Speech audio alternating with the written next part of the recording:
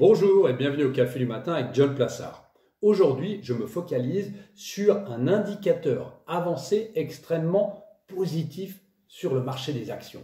Vous n'êtes pas sans savoir que la majeure partie des économistes et des analystes parient sur le fait que nous soyons aujourd'hui dans un rebond de bear market, c'est-à-dire que progressivement, les indices devraient revenir à la baisse et pourquoi pas aller chercher la baisse que nous avions, les plus bas niveaux que nous avions à la mi-mars. Mais cependant, aujourd'hui, ça pourrait être différent parce que plus de 90% des membres du S&P 500 se traitent aujourd'hui au-dessus de leur moyenne mobile des 50 jours. Alors, qu'est-ce que ça veut dire? D'une part, ça indique que le rallye n'est pas seulement alimenté par les 5 grosses valeurs technologiques du S&P 500, dont Apple et Amazon, donc aussi du reste de la cote, mais c'est encore plus significatif que ça. Cet indicateur, bien qu'extrêmement rare, a tendance à remonter après que le marché ait subi une forte baisse. Mais, et c'est là le point crucial, cet indicateur signale presque toujours que la reprise est bel et bien réelle. Selon plusieurs études, les indices boursiers dépassent constamment leur moyenne historique,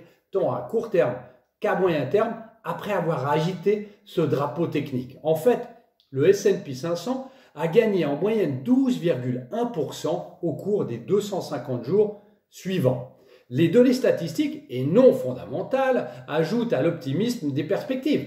En fait, historiquement, il n'y a eu qu'une seule occasion à laquelle le S&P 500 a eu une performance négative sur 12 mois après que 90% de ses membres se soient traités au-dessus de cette moyenne mobile des 50 jours. Donc pour les marchés, techniquement, c'est très positif.